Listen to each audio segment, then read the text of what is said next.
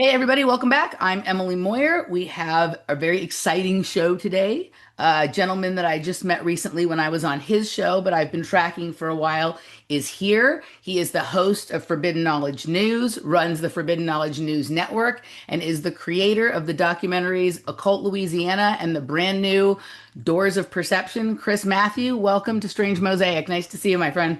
Hey, Emily, thank you so much for having me. Looking forward to it. Always ready to get weird. Yeah, we do weird here. That's kind of what I specialize in, right? So, Yeah. I first obviously like I've been kind of aware of you for a while, partly because other people who are on your network are people who I've done shows with or who've been on my shows. And then like last year, maybe it was 2 years ago now, but I think it was last year. My really good friends from the Melt had you on, and Mm. you guys were talking a lot about your experiences with psychedelics. And much of what you had to say really resonated with me for how I view the experience.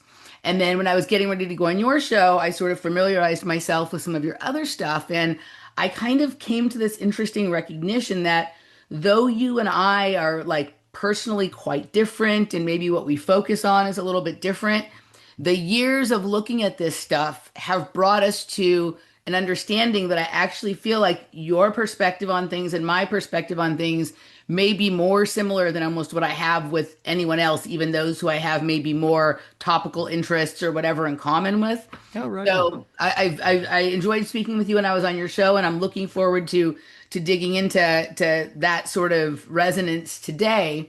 I did watch your new documentary, Doors of Perception, last week, and I do want to spend a good amount of time talking about this today. But really, can you, like, so my audience can get to know you in case they don't? Sometimes when we run in different circles, there can be people out there existing in the ecosystem for a long time that we're just not aware of. So, who are you? Where do you come from? What's the plan? Where Yeah. are you going? All that jazz. Right on. Well, thank you again for having me. I am Chris Mathieu. I am host and producer of the Forbidden Knowledge News podcast and producer and director of the Forbidden documentary series, which you mentioned those two films earlier, Occult Louisiana and Doors of Perception. Never in my life planned on being a filmmaker. That just came out of some very profound spiritual experiences and as well as a long time kind of absorbing this kind of information and new understandings, and it just inspired me to do so. But mainly I do this podcast 6 days a week, and I have some of the same topics that you cover and so many of the same guests, and we do have crossovers. I focus a lot on the paranormal, ufology, conspiratorial type of realms, but I really go everywhere and anywhere. And I'm just blessed to be able to do this on a daily basis. And like I said, talk about weird stuff and make a living from it. So thank you again for having me.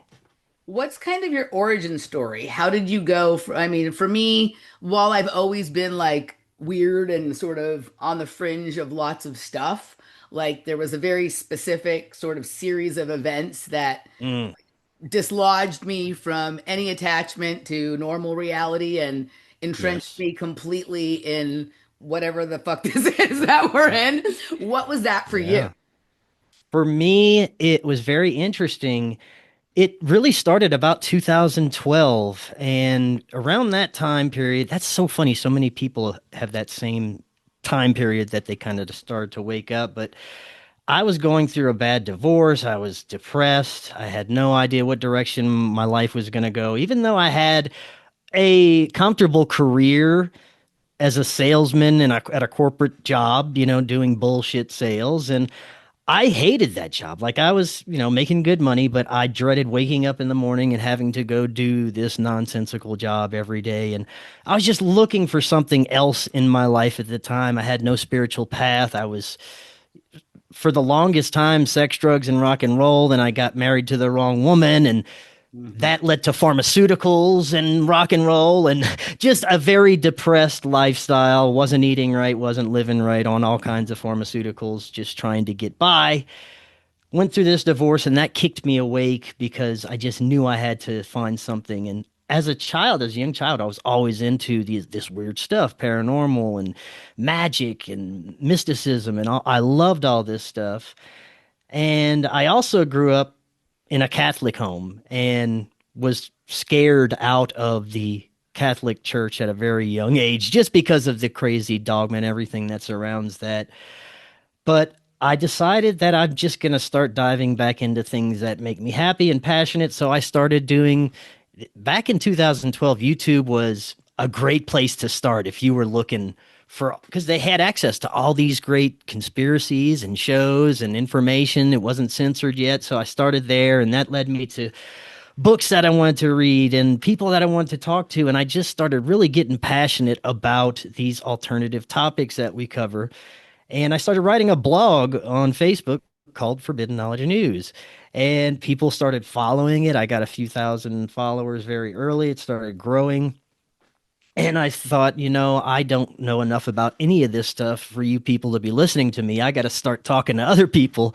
So I started reaching out to some of my favorite authors and researchers and people that I was really into. And amazingly enough, they agreed to come on this new show that I started on YouTube called Forbidden Knowledge News. It was an interview based show. I was also in the early days covering these little kind of apocalyptic news stories that were Yeah. happening around the world. I started out in deep into the world is going to end any day soon. I was, very dark into that for a while, but that shifted once I got a better understanding of everything. And I started having these wonderful guests on the show, and it was just a YouTube channel. One day I had the amazing Charlie Robinson on, and he suggested that I turn my show into a podcast. He hooked me up with my now producer, Corey Hughes, who is the author of a couple of great JFK books. And we started this network just with my podcast to start out with. And that's where it all really started in 2015 or 16. That's when the podcast came to fruition. But the career kind of flourished in a different way because it was just a fun hobby at the time. I wasn't making any money, had no idea how to turn this into a career of any type.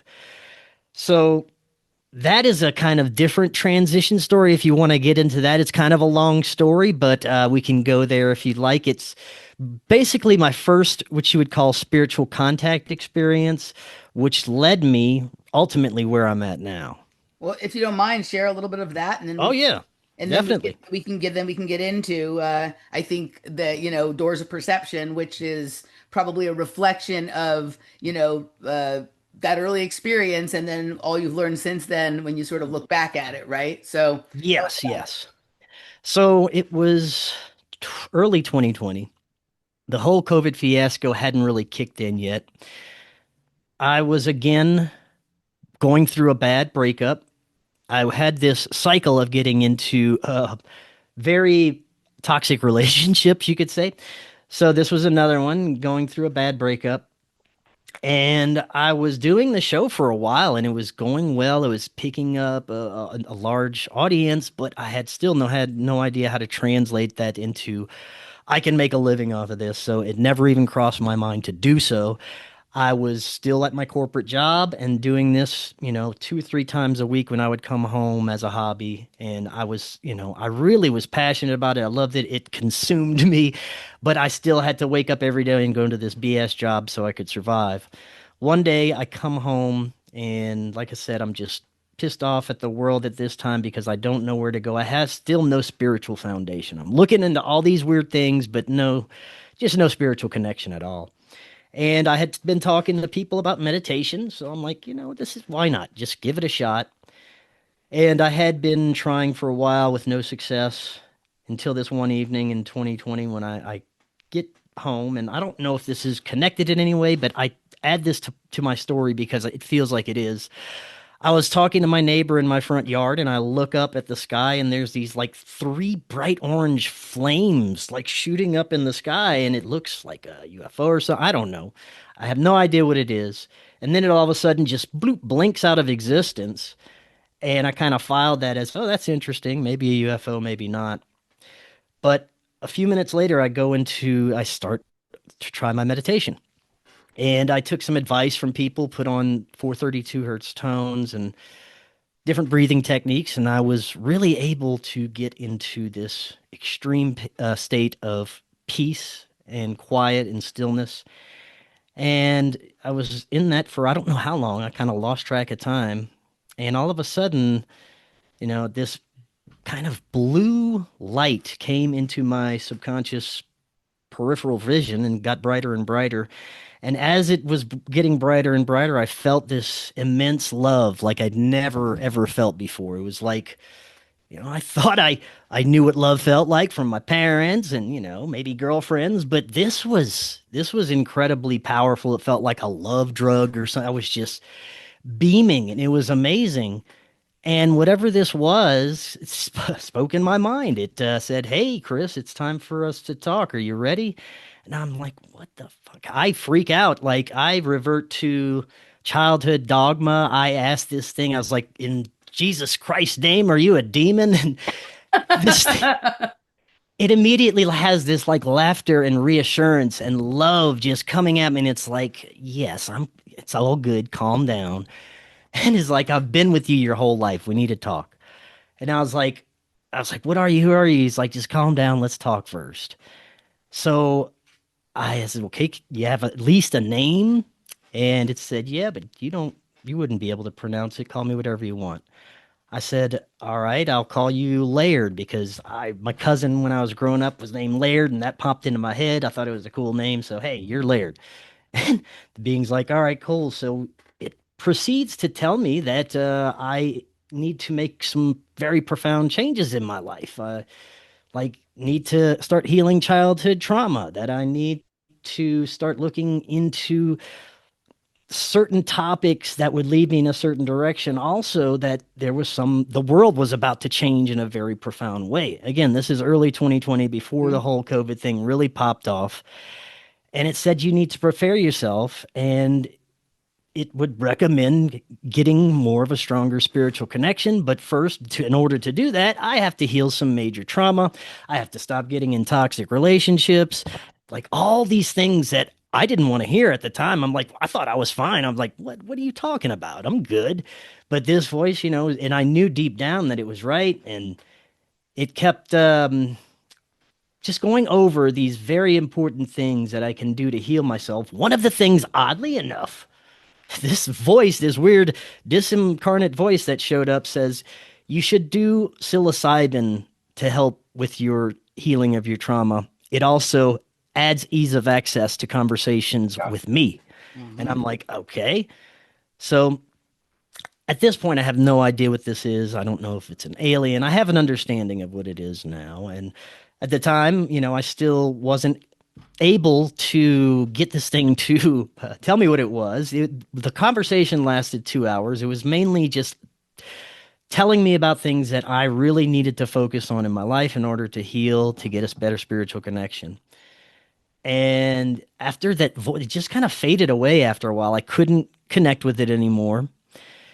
And I found it very strange that it mentioned psychedelics because the last time I had done magic mushrooms, I was a teenager and it was terrifying. And I would never have wanted to go back to that experience because that only time I did it, it scared the shit out of me. And I'm like, why would I do that again? So that kind of resonated with me a little bit, found it very strange. And the main message before the connection ended was you need to quit your job and do what you're doing. Like, do what I'm doing, do the show. It's like, yeah, do what you're doing. Quit your job immediately. And I'm like, oh, no, but thank you for the suggestion. So a few days went by after this, and I'm talking to people that I had had on my show, and I'm trying to figure out what this was, what's going on, if I just had an acid flashback or whatever. Because I did do a lot of acid as a teenager. That was something that I was into, but so a few days go by and I'm thinking, you know what, this I have to try and do this again. I have to get back in touch with this somehow. I try and try, and I think it was like on the fifth day, something came over me and said, "Get in water and try again." And I did. I got in the bathtub. I put on the tones, went into a meditative state, and there the voice comes back with the blue light, and it was Laird, and it was the same familiar feeling. it proceeded to walk me through this childhood traumatic memory that I had, and was kind of letting me know you need to kind of be aware of some of these things and you need to remember them in order to get past them, and you need, to heal your inner child, all these, things that we do whenever we understand what, these what it means to have to do this healing stuff in order to progress, spiritually. So I was able to remember this very traumatic childhood memory. It was very profound. It's a very emotional moment. And this is when it got really weird. I could open my eyes and I was in my bathroom and everything was there. But when I closed my eyes, the environment was uniform. I could look around and I was on a spaceship, like, no, a legit spaceship. And they had these like etheric, translucent beings that looked like the little holographs on Star Wars when they would show up, but they were green colored and they had these robes, and they were all these animal human hybrid looking beings, like Mhm. totem animals, but they were kind of more humanoid in a sense because they were standing on two legs and they had robes, and they were just beaming these amazing feelings of love to me. And this little frog dude, well, not little, he was kind of a big frog dude, and he walks up and he proceeds to, like, again, beam these feelings of love and ask me if I am ready to accept my. I always try to remember exactly how he said this. I don't remember exactly what it was, but it's something along the lines of if I'm ready to step into my mission that I agreed to when I incarnated in this reality. And it was such an emotional thing that I just connected with. And I was like, yes, I was so excited. I was crying. And whatever these etheric beings were, they were just, so happy that I accepted. And it, felt like they were applauding me. That experience eventually faded. And it was so profound. It was so powerful that I knew there was something to this. I knew whatever I experienced there was something real about it. I couldn't deny it. I had connected with something. So within 6 months, I take out my 401k and I quit my job.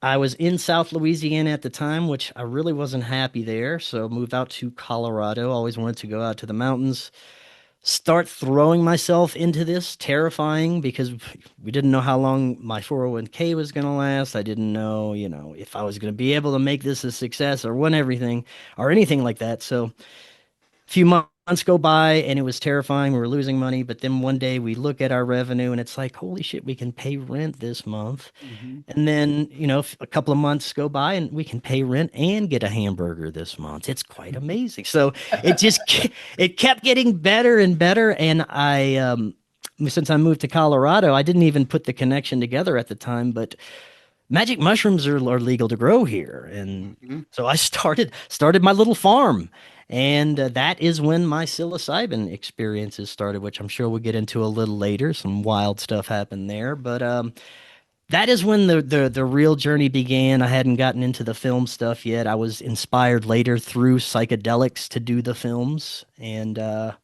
yeah, that's where I was at. We just started to become a little successful, and it took off from there.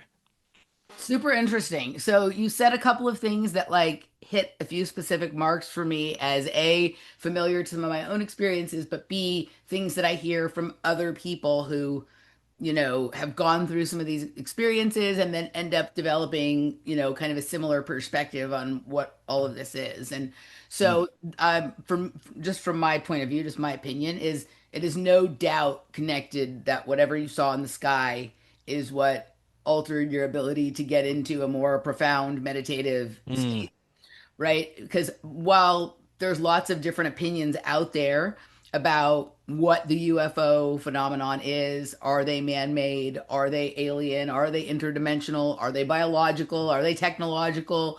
The thing that I know for sure with any or all of that, I mean, I'm one of those people who's like it's a both and. It's not ever either or for me. That right. it is a frequency and resonance based phenomena, Hmm. right? And so what it feels like is just though you caught it for a second, like it's almost like, I don't mean this in the negative sense of the word, but it's almost like being hit with a directed energy weapon. You had your Right. frequency adjusted, right? And then you were Mm. able to go into a headspace that you were sort of made aware of that transition into that space by this blue light. And if you talk to people who have had experiences in underground bases or what some people refer to as like cloning centers, there's often a blue light involved. If you talk to people who feel that they've had interaction with some sort of plasma entity or some sort of light being, there's also a blue light often involved. Mm. One of the things I've had a lot of experience with blue lights. And one thing that started happening for me when I moved to Austin the most recent time, which was in 2021, was that I started seeing these interesting blue lights that would be like directly in front of my face. They were always at eye level. It wasn't like off to the corner or whatever it is. They'd be straight in front of me. And as soon as like my attention locked on it, it would disappear. And I cannot even remember the exact way to say the term, but it is has something to do with like a light photon or like something about something that's coming in at a specific speed of light, and that some of these other intelligences that are not at in bodies that might be how they would sort of like make themselves known is like right. Somebody was talking about the red shift and blue shift the other day, that the higher dimensional have to red shift down to us and we have to blue shift, or maybe it's the opposite, but it really kind of connects with what you're saying there. Right. There's a couple different ways to see it, and it depends on whether you see things as more like dimensional or more temporal, like exactly the mechanics of it. Also, like for me, along with the phenomena of these blue lights kind of things, I would get these weird things that I refer to as like feather orbs. Like there would be like, particularly when I was in this one apartment, there'd be all these like feathers that would come at like not floating like you would normally assume a feather. They'd like come in at some really crazy angle with a lot of speed or whatever, right? And when I would look down at the floor, there was no feathers on the floor. So, like, Mm. what were they, right? Like, for one period of time, you could see them in almost all of my shows. Now there's like an occasional one, but the studio I'm in now doesn't have. It's completely closed off. There's no external light coming, and I have a feeling that these beings like some external light, not just the completely closed off sort of studio space.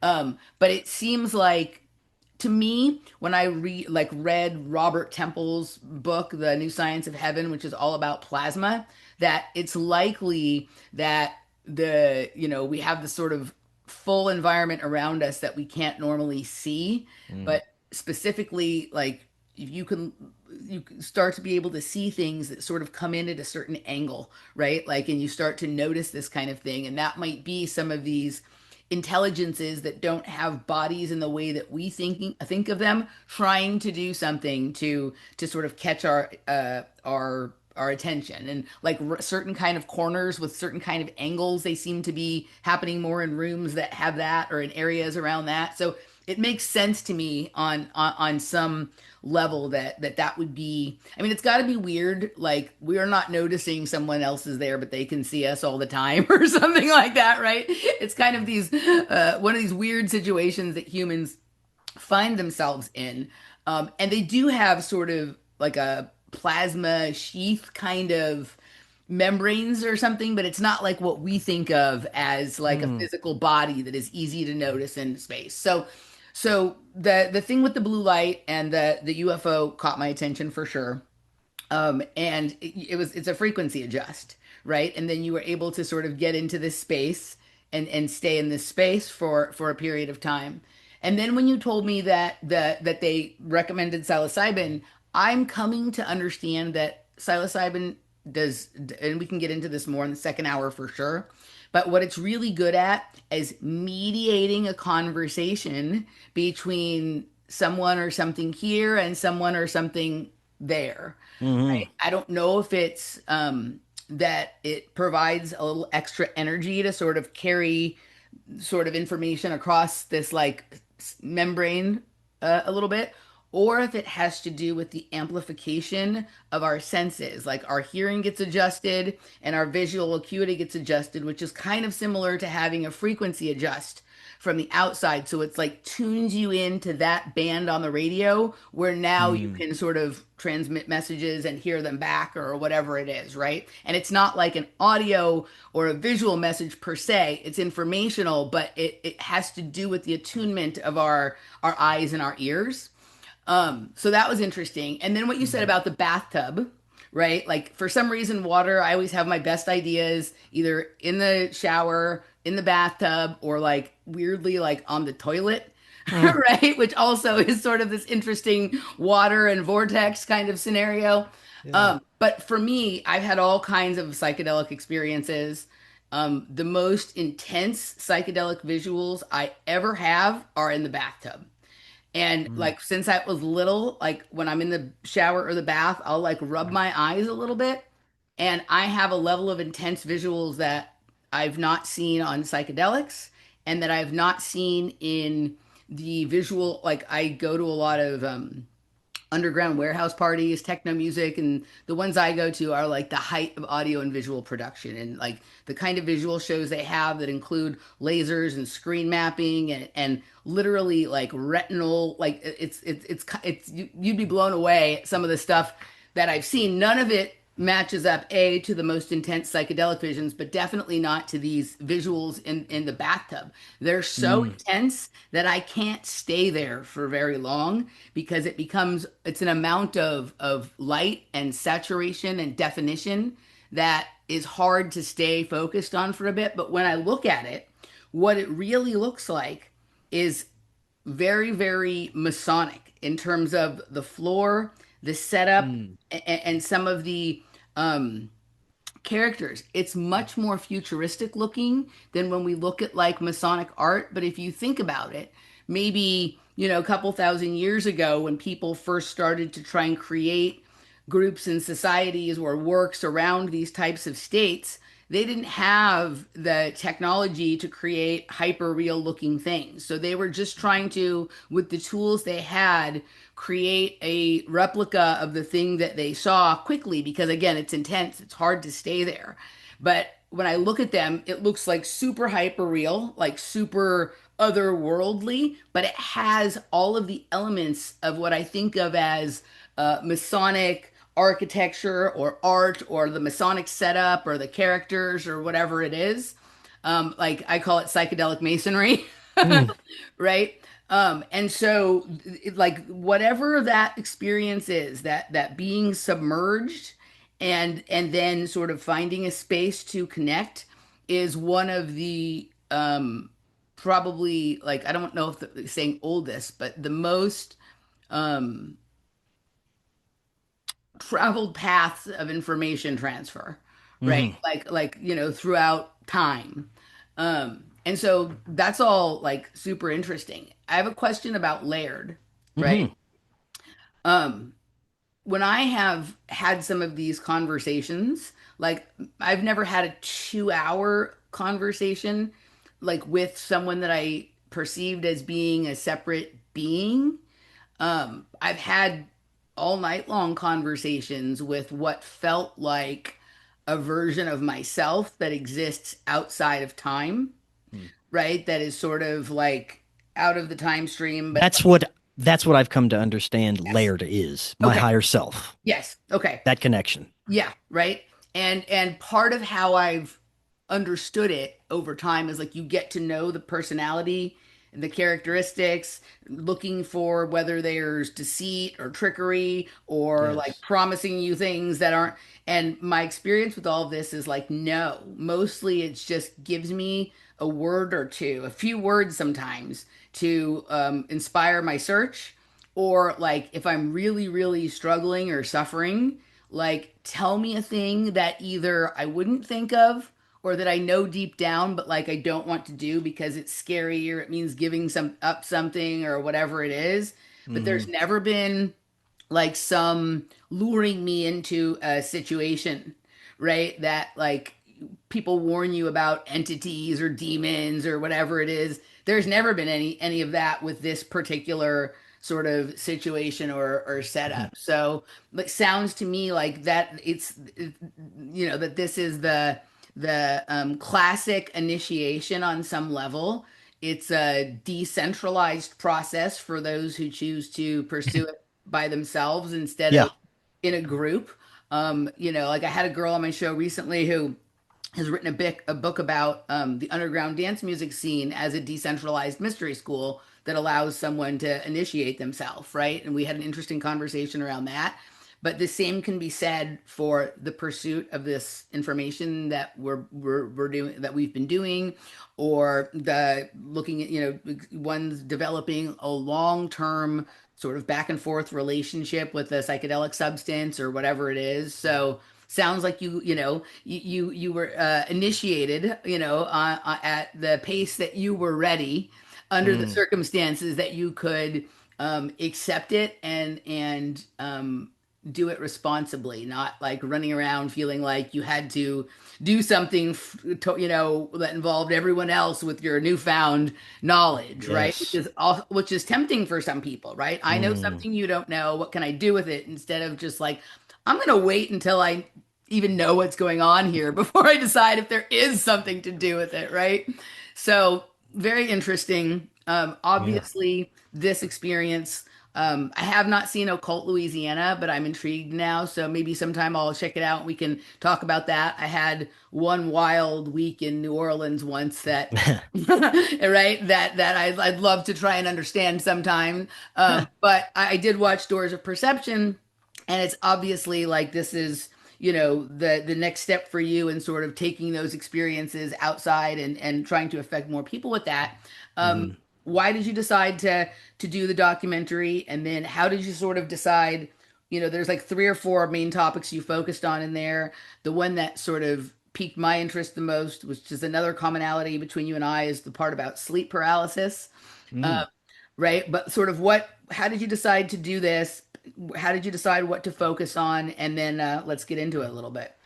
So it was inspired through a series of psychedelic experiences, which we'll probably get into a little later because my experiences were very all-encompassing, extremely visionary.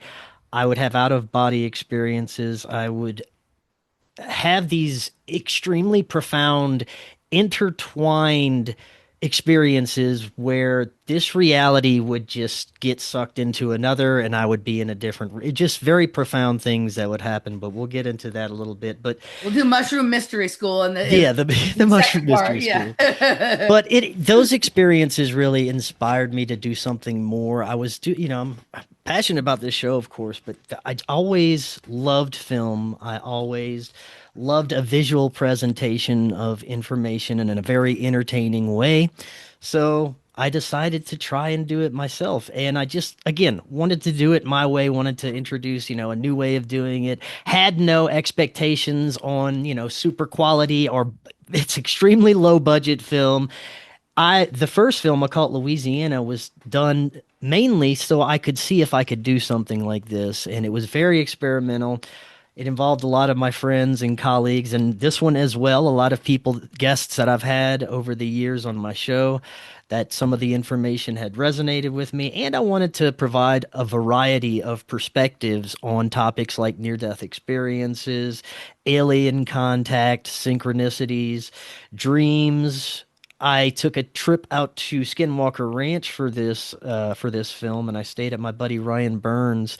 We added that in because there's a concentration of a lot of crossover activity, as I call it, at places like Skinwalker Ranch that I thought maybe would help us provide answers to this. But unfortunately, it just really let me know that military exotic technology is being tested out there out the wazoo, and you can't believe anything that your eyes are showing you. It's probably a lot of exotic deception out there, but that's a different story altogether. And yeah, I got all these wonderful people together and I decided to try and put together connections between these experiences because I believe they are profoundly connected. And the most important part of that is how much our perception affects the nature of these experiences, where we're at emotionally, mentally, our understanding of the world, our understanding of spiritual concepts will have a heavy effect on paranormal encounters, contact experiences, contact in dreams, everything mystical and supernatural that we could experience, basically. Yeah, the couple of things. First of all, that the part at Skinwalker Ranch is not something that like I've spent a super lot of time looking into, or I mean, obviously I'm aware of it and I've seen some stuff, but like I actually was more intrigued with that part of the documentary than if someone had said, "Oh, there's a part about Skinwalker Ranch in there." I would have been like, but I actually found it interesting. I found the gentleman interesting, but what you said about all it does is let me know that there's a like so much military tech going on that we can't be sure.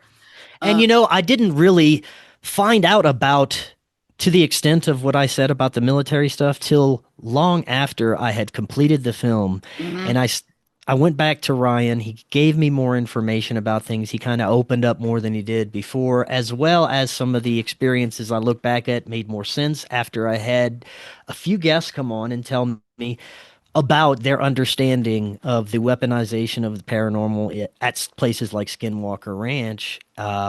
I'll tell you one thing: we were surrounded by black ops teams the whole time. We saw shadows of military personnel. They were shining lasers at us. Ryan said that no matter who is out there, you're going to be watched. You're going to be surveyed by these military groups, whoever these shady military groups are.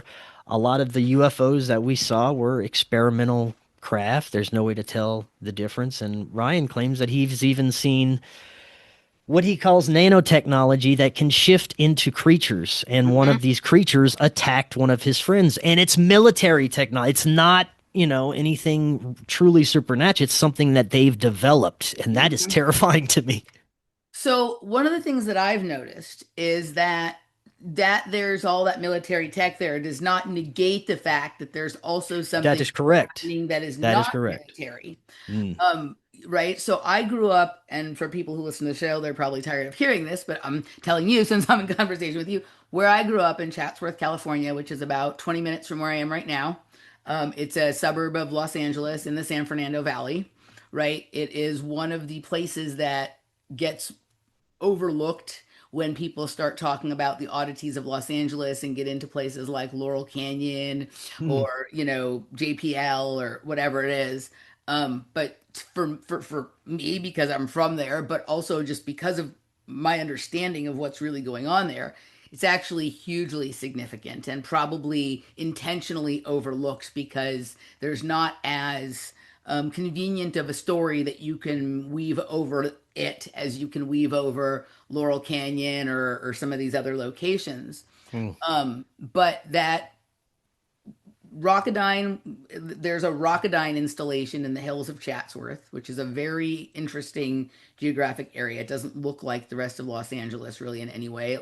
Has more of a look of the Southwest, or even like what we're told is like Mars or whatever it is to it, right?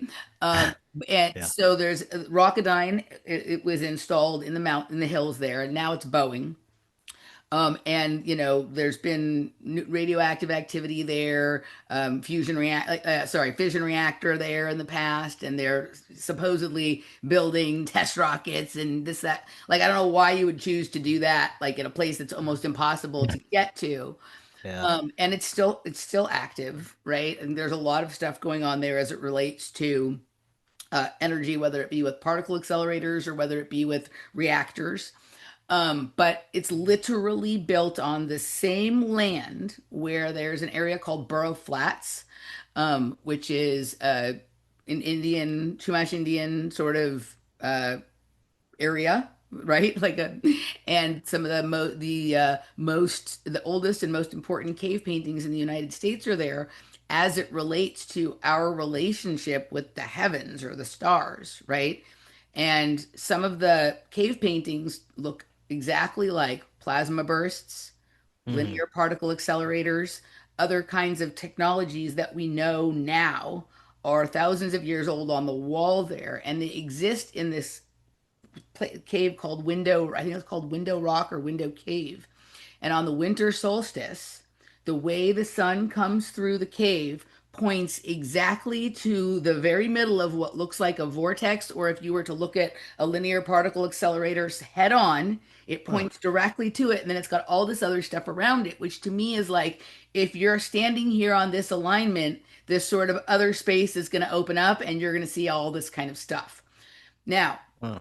what like it seemed like why do they do this? Why do they put weapons companies, military installations, Department of Energy facilities on these historic lands that Native Americans used to commune with the heavens and whatever Hmm. it is? Um, unless there is something there, unless they take seriously that knowledge that Native Americans have, or if the land has some minerality, some elements in it, or is some kind of portal or window that they either Hmm. want to explore or that is advantageous for the kinds of activities or technologies that they're trying to undertake. And then also on this same bit of land is what's known as the Manson Tunnel, right? Where Charles Yeah. Manson and the Manson family lived at Iverson Ranch, Spawn Ranch, are all around this.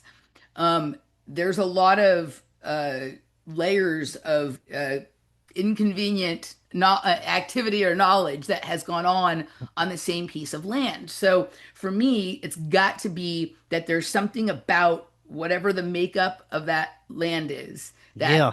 makes it opportune both for spiritual activity, but also to learn about that spiritual activity and to create technologies that mimic it. Mm. Let me add to that because I think you're exactly right. Ryan told me some wild stories about the true natural phenomena that happens there, some of it associated with the Ute tribes and the Skinwalker lore. Some of it is associated with magical practitioners, satanic practitioners that enjoy going out on the lands near his place. They often these high level military people will pay Ryan, or aerospace companies will pay him to go and do rituals out on near the land. And there's, one guy that stays near there, and he is a known satanic practitioner, whatever you want to call it. And he has this light system on top of a tent that he shines in the sky at night to quote unquote attract the old ones. Yep. This guy, Ryan had him stay at one of his trailers one night, and this guy put all kind of sigils on the inside of his trailer for some reason. Ryan was pissed off. But these sigils were placed in this black material. They were written in this black material that Ryan could not clean no matter what he was using. He was using water, all this chemicals, no matter what. So he went to one of his Ute medicine men friends, Mhm. who is also a Christian practitioner, and he said, "Your only way you're going to get this off is holy water." And Ryan's like, "Bullshit." Well, lo and behold, they go get some holy water. They splash it. All they had to do was splash a little on these sigils, and they just dissolved into nothing, which I thought was pretty wild. He's also told stories of, well, this is this is the best one. One of his security guys a few years back found these three gnarly dudes digging through one of the trailers, and his security guy had some other dudes with him, and they were strapped. They had weapons, and they told the people, the three guys, to freeze. And when they did, they noticed they didn't look right. They had like eye shine like canines. They all moved in synchronicity. They all sat down like dogs at the same time.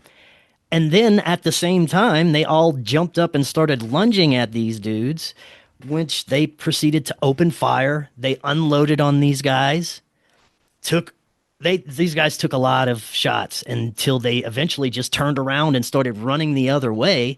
They were leaping over fences that they shouldn't have. They were running like canines. Mhm. And the wildest part is the next day, the three members of U Tribe were found in three different locations behind locked doors, dead with gunshot wounds.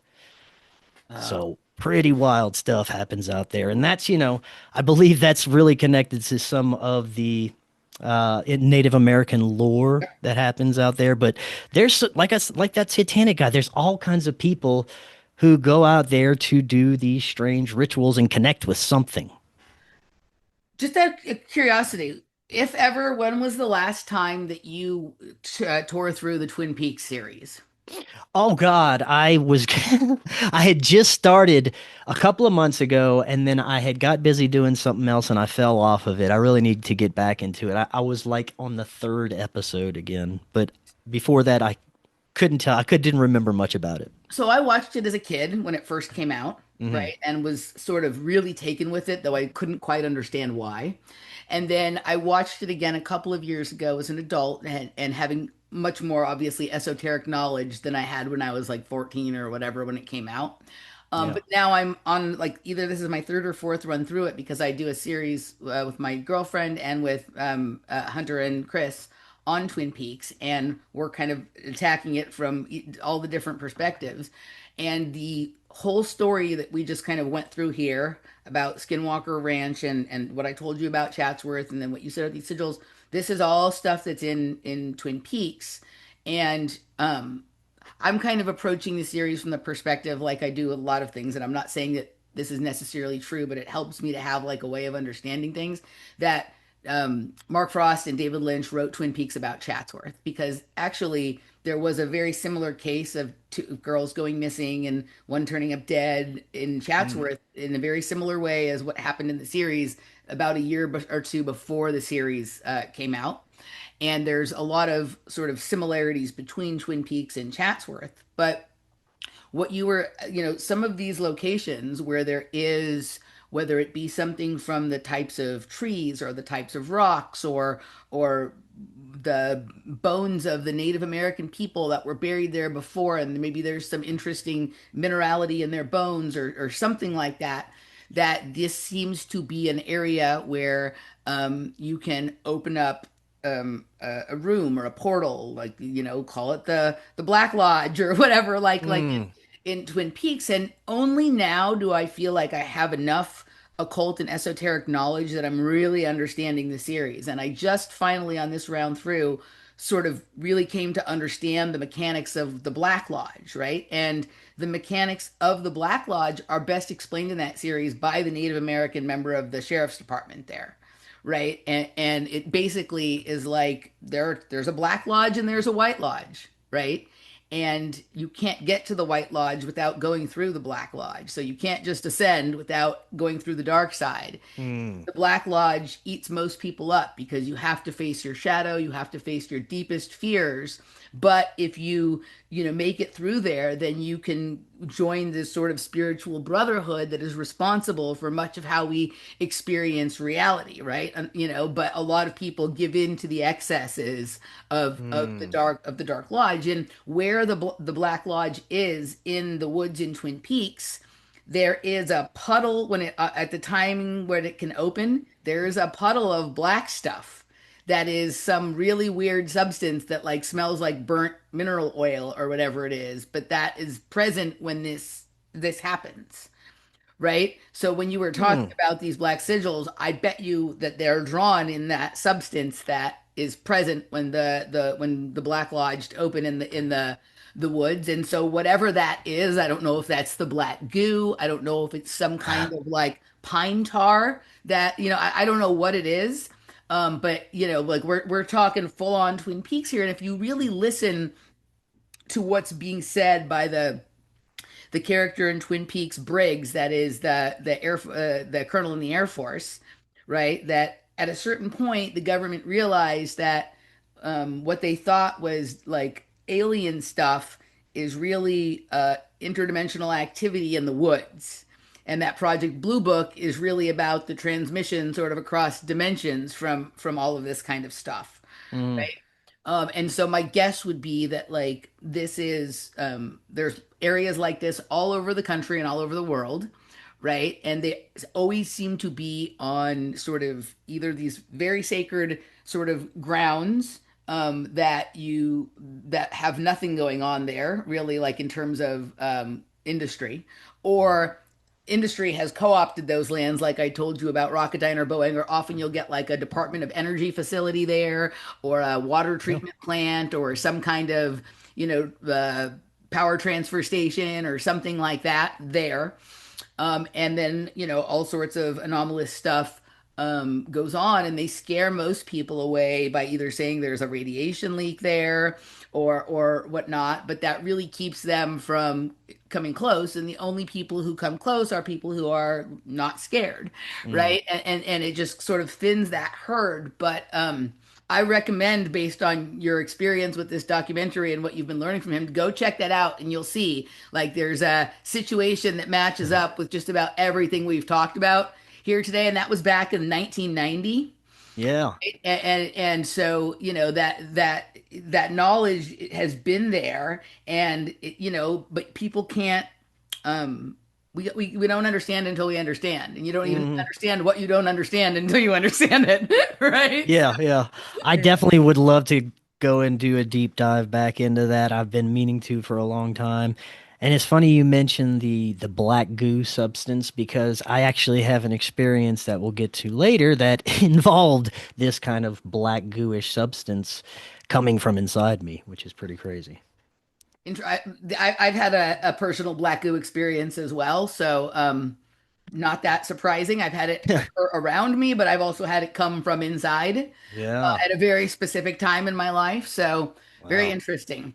All right, what I want to do before we sort of move on and into the more sort of psychedelics mushroom based portion of the conversation is I do want to talk about the sleep paralysis aspect of Yeah. your both of your documentary, but also of your story, because this is another thing, another commonality that you and I share. Um, and so, like, sort of from a personal perspective for you, tell us about it, and then Sure. maybe a little bit about like the different people you talked to about it in your documentary, and sort of what your how your viewpoint, how whatever it is, has changed over time. Yeah, you're right on. It was around the same time period that I first started looking into esoteric topics. It was about a year before, actually. It was the last year of that bad marriage before we broke up, and I was probably in my lowest state. We were arguing all the time. I couldn't get any peace. I wasn't sleeping at night, so I would try and sleep during the day. I did have like a evening job or something at the time, and the experiences just started where I wouldn't be able to move. And, just your typical sleep paralysis description. You'd wake up in a hypnagogic state, can't move. But I just have this kind of feeling of dread or despair along with it. Eventually, the shadow people start showing up, and it's like I can look out of the corner of my eye. I can see the kitchen, and it's like there's a shadow people party, and there's people walking around in there, up and down the hall. It's like they're peeking into my room. It's so creepy. All I can see is their shadows, and I know when there's no one in my apartment at the time. And those just escalated every time I try to go to sleep. It would wake me up, or I'd come to that point where I'd force myself awake because it becomes so terrifying. The last few times it was like so intense, it felt like something was coming and banging through my ceiling, and the shadow people were just like running around my bed, coming in and out my room, banging noises on my ceiling, and I'd force myself to wake up. Eventually it just all went away when I kind of just got into a better state and got through the divorce, and this thing's just stopped happening.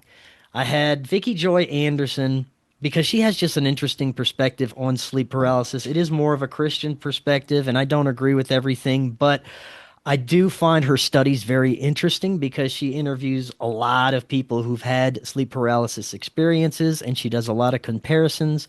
And according to her research, there's some interesting changes in people's sleep paralysis experiences as of lately, where they're interacting with, instead of your typical succubus or incubus beings or shadow beings, that they seem to be more cyborg-like technological or aliens Mhm. type of beings, which is I find very interesting. So yeah, we feature her. I also have Daniel Rekshan, who has the Dreamwell Institute. He chimes in a little bit on sleep paralysis, but he mostly focuses on the shamanic dreaming aspect of everything and how we can access information in dreams and entities and intelligences and bring back this information. So yeah, that was basically my sleep paralysis experiences, and I basically took away that I was because I was in such a dark state of mind that not necessarily was I being attacked by demons, but my inner demons were manifesting at the time. They were showing up in a very powerful way because I wasn't looking at any of that stuff. I was burying all this darkness and muck deep inside, and it was just coming out at that time. And I believe it was manifesting like egregores into these shadow people. And I can't say that's everyone's experiences. That's just my understanding of the experience.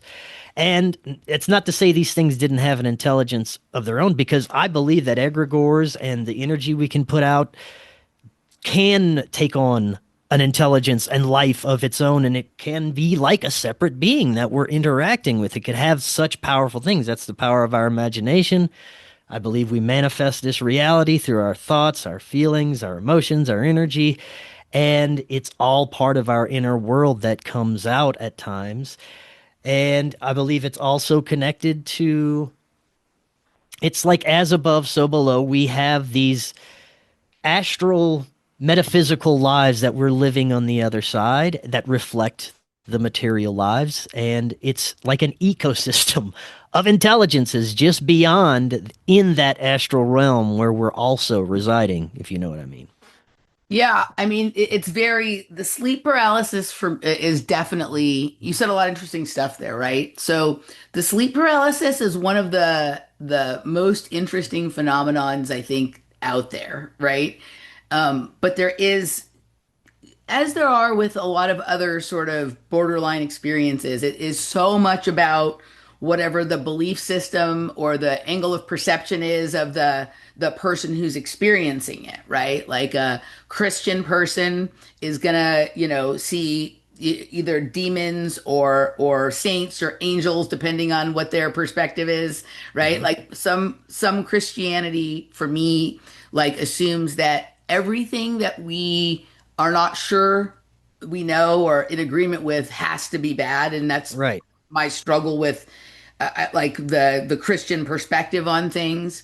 Then there's also a new age scenario which I think is a lot more religious in nature than most people would admit, that like somehow everything is really for your benefit, or if you're experiencing darkness it's because you're not thinking positively or whatever, then right. And then modern day, like depending on what media you avail yourself to, what just your understanding of like technology and how it affects our day-to-day life and society, I could very well see how the people who used to see demons or angels or whatever would now see cyborgs or aliens or whatnot, right? It's kind of like an aesthetic shift that has happened in society, Hmm. right?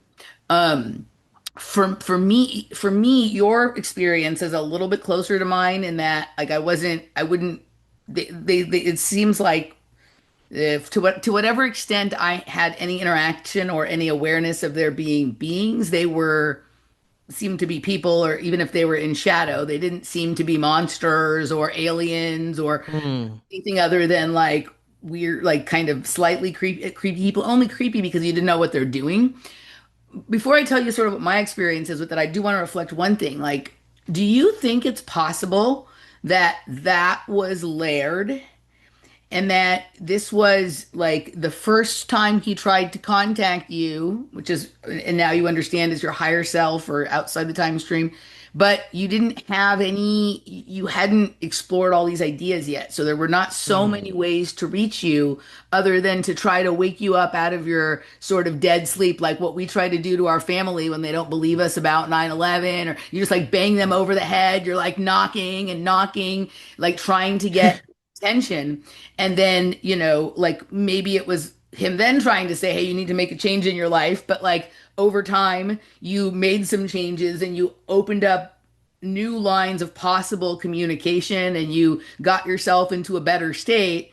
And then, it was like, oh, okay, now I found it's easier to communicate and I don't have to try and scare this person into changing. I can just like tell them what's going on, right? Because if It's possible. I look at it in two possible ways. Like I said earlier, it could be a reflection of my own inner demons coming out. I never thought about that. It could have been layered. It's something to consider. But the other consideration I have is because I was vibrating at such a low state and I may have been attracting parasitic type of entities, these whatever these shadow people are, these because they did have this very malevolent negative feel to them, nothing like Laird ever had, which was the exact opposite. But again, it could have just been a way to shake me awake. It could have been a way to, nothing else was working, so we'll scare the shit out of you. Who knows? That it's all considerations. And also, if you were in a lower state, wouldn't yourself outside of time or even your higher self also be at a Mm, layer or level, right? right. So it's just one thing to think about. I think about some of this for myself with this as well. With sleep paralysis, I've experienced it my whole life. So from the time I was really little, now when you're young, I actually believe at this point that I experienced it in the womb. And I experienced it as a baby. I did not want to sleep at all when I was a kid. Like Hmm. my parents said I was just up all night. I never wanted to sleep. I mean, as a baby. And then as a youngster, like I struggled to sleep. I sometimes would be up all night in my bedroom, reading books, doing things. I was terrified to go to sleep. And a little kid doesn't have the language to say, I'm experiencing sleep paralysis. Hmm. Something happens to me when I'm trying to fall asleep or when I'm just about to wake up where I can't move, right? And whatever. And so it would be normal to just resist the condition that brings that about. Yeah. And then I'd say as like maybe when I got over 10 or whatever, I started to recognize it as sleep paralysis, but I didn't really talk about it to anyone until I was maybe a later teenager or early in my 20s. And then I told when I started to have more of it and it became like a little scarier during a period of time when I first started experimenting with drugs and like not psychedelics, like drugs. Hmm. That's when it became super duper intense. And so I became very focused on it. For me, often, very, very seldom has the experience included the perception of a being. Early on, like some of the first memories I have when I was kind of conscious of it, so like I said, post 10, I would feel like there was someone leaning over my bed, right? Hmm. That I couldn't quite see, but I sensed it was there. And then other times in that, I've heard like walking down the hallway or like maybe like a little knock at the door or something like that. But I've never seen like a ton of beings or like that just being bombarded by it like what you said. And Hmm. for my whole adult life, it's always been worse when I've been in like on drug. Like I was a drug addict on and off from 25 to 40, and then I've been clean for 10 years. I still do psychedelics. I drink alcohol. I had a problem with meth, and the first drug go round in my early 20s, whatever, was with cocaine, right? And Hmm. during those times of like using the amphetamine substances, it was always more frequent and more intense. And when I say more frequent, I mean like sometimes all night long I'd be fighting off paralysis. I'd like pull Hmm. myself out of it and then I'd fall back asleep because I was so tired from the fight out of it and then it would just happen again and I was Wow. like in battle, but it felt mostly physical. It didn't necessarily feel like someone was necessarily there. Recently, a couple years ago, I had one more interesting. I mean, I still have it occasionally, but it's just physical, and I'll do the like try and move my pinky, and then once I can move my hand, then I'm able to pull myself out of it. But my mom died a couple of years ago, and my mom is the other person in my family who experiences it. And she died, from complications from dementia and Alzheimer's, and Sorry to hear um, that. I thank you. I mean, she was pretty difficult. But my mom was never really a happy person, and it was very difficult that last period of time. Although when she was in that dementia state, and sometimes she seemed happier than she was like in her Hmm. regular life. But she's the other person in my family who had that sleep paralysis. And as I've learned more about her, I recognize like was probably also like whatever is going on for me in regards to associations to projects and MK Ultra kind of stuff really comes through her, and that there's a connection between these things and that on some level. The Mm. so I had been out here visiting with her in the hospital in the hospice for a week before she died, and then about a week or two after I went back to Austin, she passed in the middle of the night. And I was the night that she passed, I was asleep. I was having a dream about sleep paralysis. I don't recall if I was actually paralyzed or if I was just dreaming about being paralyzed, right? And I'm having this dream, and some I hear voices, like just female voices, not like people talking. And I couldn't tell if it was my mom or who it was, but I hear a female voice say, "Oh yeah, we call that old hag," right? And as soon as I heard that, we call this old hag, my phone rang and it was my sister telling me my mom had just died. And right? And so I got on a show like later that week with Nish. I do a series with Nish, and we had one other person with us. And I started telling them that, and they're like, "Oh, that's the like occult or spiritual phenomenon name for the experience of sleep paralysis. They call it Mm. old hag," which I had no idea about. And we got into some research on Crohn's and all of this kind of stuff. And that was like the last really like significant. I mean, I still have it physically, the sleep paralysis occasionally, not very often Mm. anymore.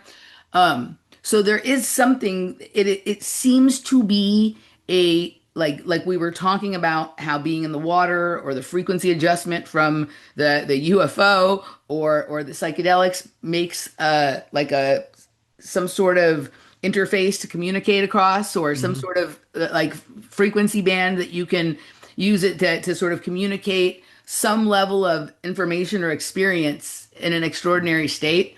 I mean, that's the best like I can come to as to like what it is. And it also feels to me like, are you familiar at all with like the gateway experience? Gateway experience. What do you mean by Yeah, that? the Robert Monroe Oh, yeah, yeah. Yeah. gateway experience. Like I've traced a lot of my experiences and whatever I might have been involved with to that, Hmm. largely other stuff too, but that's something that I didn't realize until a certain point. And then once I went looking there, I'm like, oh yeah, this explains this, and this, and whatever it is.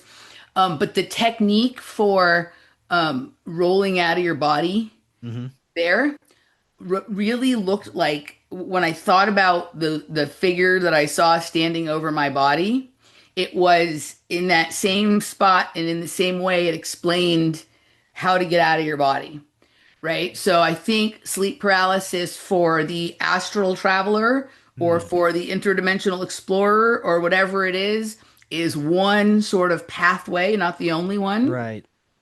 out. And if you're some way like outside of, I don't know what the traumatic experience that you're mentioning from childhood was, no need to talk about it or whatever, but if it's possible that you were outside of your front awareness preloaded with the gateway experience as a kid, which I know that I was, that this could have been also something that may have been going on in terms of the mechanics and the metaphysics of it.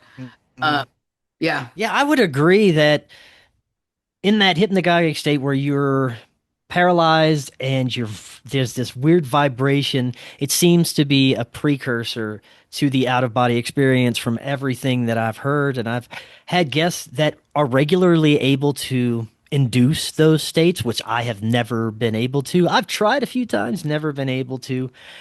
I've even been able to get into almost a vibratory paralyzed state, but it would make me too nervous and I would just jump out of it. I don't know if I'm ready for any of that yet, but according to some of the folks that I've talked to about their astral travels, they have to get through a layer of denser, darker beings Yep. before they can get to anything positive.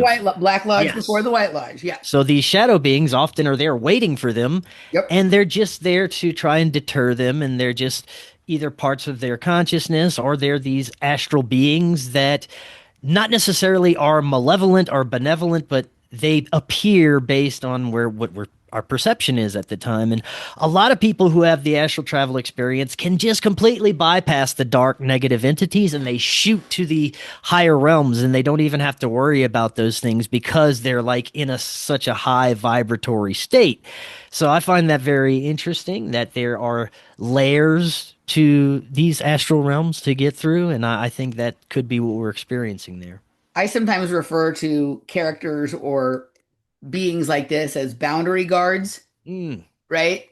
Um, the think about this though for a second, right? Like, what if the times when we experience sleep paralysis, and I've experienced it both directions. I've experienced on the way out, like when you're trying to fall asleep or when you're waking up, is that maybe some of us are actually gifted astral travelers, and most of the time it's smooth out of the body and smooth into the body, so we don't notice. And the times we have sleep paralysis is just when the alignment things like kind of like having a rough landing on an airplane or like yeah, a yeah, bumpy takeoff, that when you're coming back in, you just, whether you try it was too fast or you're in a slightly more agitated state because of the condition of your body or your psyche or whatever, it makes everything more difficult. And when I think back to like childhood, right, like if you're, even if the experiences in the astral ranged from sort of ambivalent to beneficial, it's still something like, what is this? I don't understand what this is. And it might create panic around when you know that's happening or whatever it is. And so paralysis or then fear of sleeping or whatnot is a thing. And you'll hear people talk about, oh, if you just relax when you're paralyzed, you're about to have the most incredible lucid dream ever. Like it's really hard to be like, I'm paralyzed and I'm just yeah. relaxed. Relax, But chill. conversely, like maybe it really is that the other nights when it's not happening, it's we just had smooth sailing off to do our work, right? And that Yeah. this is just, I mean, I was a gymnast and when everything goes well, it's fine. But when something's a little off, it's scary. Mm. And this may be something akin to, sort of multi, interdimensional multiverse gymnastics kind of thing, right? So, yeah, but it is interesting to hear everyone's different perceptions about what it Mm. is. And Yeah, whenever I look back at my psychedelic experiences, they would be so profound and so unreal and so dreamlike, but it would be when I was in the experience, it was real as this reality is more real than this reality. I was there, I was experiencing, I'm communicating with this, I'm doing whatever I'm doing. But when I come back, it's like it just fades away, that realness fades away, and it's just, oh, that was just a dream. Like that was just a vision that I had. It wasn't really real, but there was something real about it. And I can remember certain dreams that feel the exact mhm, same yep. way. I'm in it. It's so real. I'm there. The information is coming through. But when I come back, it's like, oh, that was just, I can't, grasp onto that element that it was very real at the time. And I think that and I also have a problem remembering my dreams. I Hmm. do smoke marijuana, so that's probably has a lot to do with not being able to remember some of my dreams. Although every once in a while, I'll get this profound memory of one, or I'll have this really vivid dream, but not as often as I used to. And after my psychedelic experiences, I'm able to hold a connection with my higher self and get information whenever it comes through. And that always happens before I'm going to sleep. Whenever I'm lying there, ready for sleep, Laird will come along, a higher self, and just Hmm. start giving information. I no longer use the mushrooms, the psychedelics. It's been quite a few months. I will go back if called to, but it's only for very, if, like I said, if it just calls to me and it hasn't for a while, so I haven't really gone back and visited those realms. But I spent the better part of 3.5 years every single month digging into my psilocybin garden and taking about 4 to 7 gram doses once a month and going extremely deep into the psyche and doing some major work there. So that Well, is what really changed everything. hey guys, hope you enjoyed the first part of my recent chat with Chris Mathieu from Forbidden Knowledge News. If you'd like to hear the rest of the more than 2 hour conversation, head on over to Patreon or Locals, following one of the links below. You'll also find a discount code for a free month on Locals and links to free weeks at two different levels on Patreon.